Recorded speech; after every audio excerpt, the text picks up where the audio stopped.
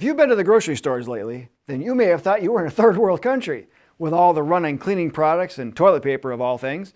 Well, how are you enjoying this taste of socialism?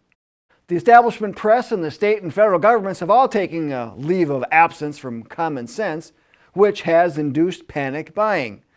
We'll cover this new reality of Americans ditching liberty for temporary security in this episode of Analysis Behind the News, where we provide the perspective that you can use to help save American liberty and independence.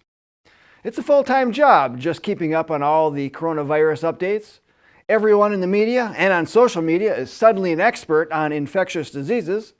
And all this information that continues to swirl around us is supposed to be able to help us make better decisions, right? Well, remember that saying, knowledge is power? But what's it done in this scenario? It's done quite the opposite, hasn't it? It's made many of us run to the grocery store and clear off shelves as if we're in some sort of apocalypse. There's something to be said about knowledge and wisdom being two different things, and the fact that we as Americans are not wisely applying this knowledge as wisdom. We're allowing ourselves to be panicked. While international bodies, the media, and governments are precipitating this type of behavior by telling us to be prepared for lengthy stays at home, let us remember the words of Friedrich Hayek. He said, "Emergencies have always been the pretext on which the safeguards of individual liberty have been eroded." No doubt you have already seen examples of this in your area. So far, the most egregious has been the state of California. Did you see where Governor Gavin Newsom wrote an executive order that paves the way for commandeering of private property, including hotels, motels, and medical facilities for quarantining?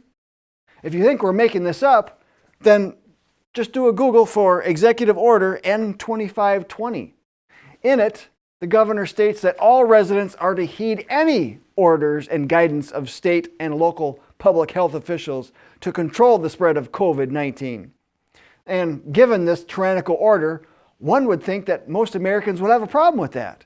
It's one thing to follow guidelines that we can agree with, especially those based on good hygiene practices, but it's entirely something different when we're told that we are to heed any orders and guidance of state and local public health officials. Where would that slippery slope lead you? To be forcefully vaccinated, medicated, hospitalized, arrested? And unfortunately, these egregious incidences are only spreading. Did you see the governors of New York, New Jersey, and Connecticut give a joint press conference where they declared that gyms, movie theaters, and casinos would close at 8 p.m. Monday?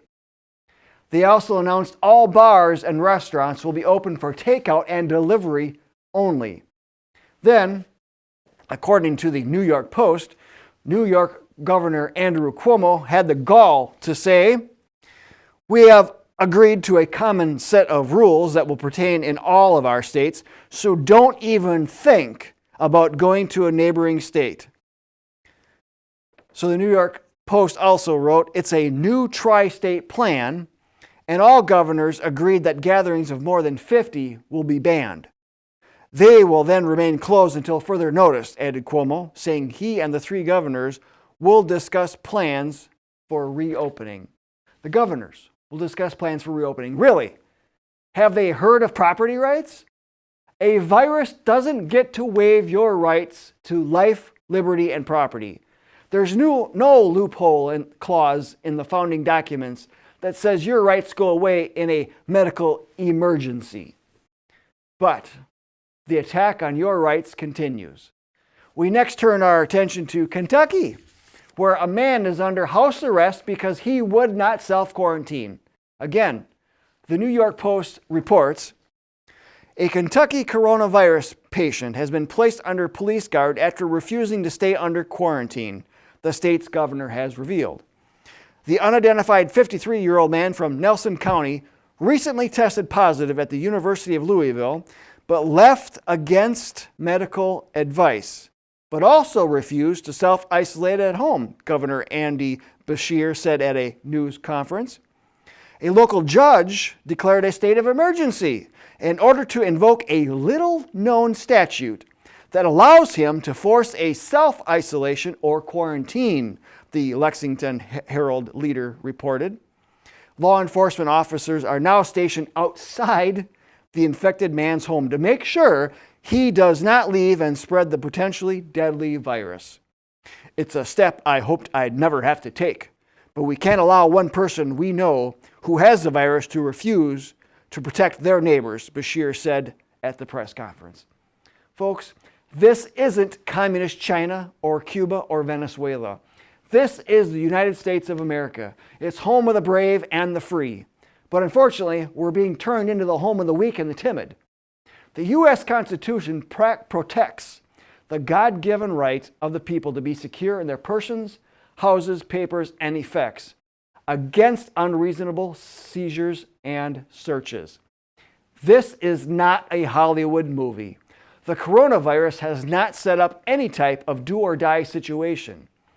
This is not like a cyanide gas cloud, that with one deep breath you're dead. The fact of the matter is that 80% who catch COVID-19 have very mild symptoms, like a cold.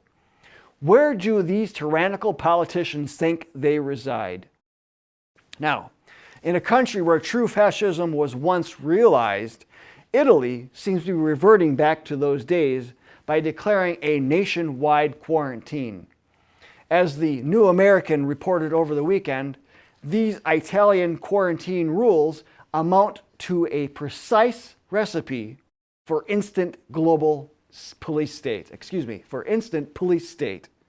The article continues. The first question an Italian citizen might have, which the Local, which is a English language Italian news site, has, the question is, can I leave my house? One would think that the answer is yes, and in Italy, the answer is yes, but only if citizens fill out the required paperwork. According to the Local, the government has asked people to stay indoors unless they have an urgent need to go out, such as for work or a medical appointment, or to buy food. Of course, citizens will have to fill out a form when leaving the house declaring your reasons for doing so. Yet, with this type of authoritarian control, Italy is not seeing the spread of the virus decline. They are second only to China regarding total cases. Now, one place that has stemmed its spread of infections is South Korea, which did not take a tyrannical hold on its people. Instead, according to the same New American article, South Korea is leveraging private property rights to thwart the spread of the virus, with building owners posting and enforcing no mask, no entry signs. Just imagine how many Americans would react to being turned away or denied service from a favored destination at the sole discretion of the proprietor. So Earl, who is this gentleman from, it is Peter C. Earl, an economist writing for the American Enterprise Institute, writes, drive-through testing stations have been set up nationwide through which individuals, this is in South Korea now, with which individuals after a 10-minute test are notified within a few hours if infected. A voluntary self-diagnosis phone app was created in the early stages of the pandemic, and living and treatment centers are set up in a soft quarantine spirit.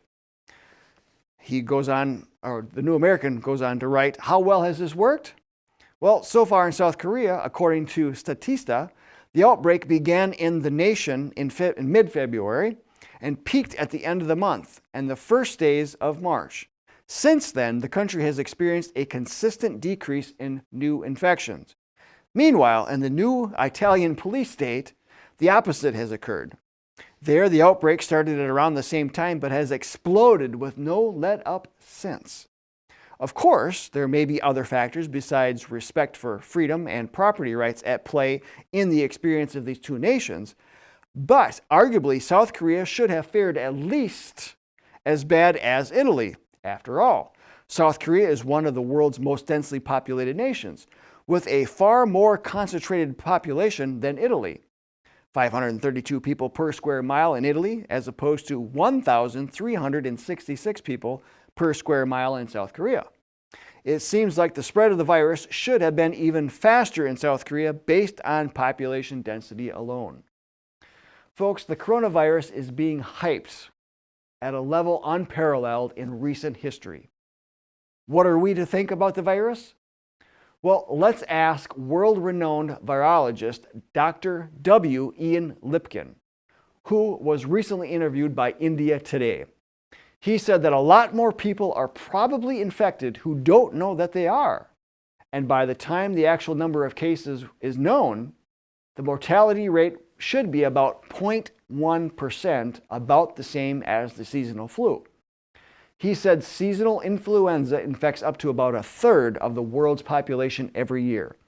He said the coronavirus may follow a similar pattern of recurring every year, much like the flu, and that it could be with us from now on. He said it is spread by respiratory droplets, especially within 6 feet of a person. So, does that constitute a national emergency? Watch what all this hype will do to the economy, because thanks to weak-kneed politicians, we all get to have a chance, or we all get to have a front seat to this debacle. Now, we'll have more on this attack on liberty in the coming weeks. And until then, go to thenewamerican.com and read the article we were just quoting from. It's titled, it's titled, Your Papers, Please. Italy Fights Coronavirus with Tyranny. Then share it with everyone you know online, and feel free to print it out and distribute hard copies as well. The American people must not fall for such heavy-handed tactics that threaten to erase your freedom. And keep your eye on this at thenewamerican.com. We'll include links in the video description. And until next time, we'll see you then.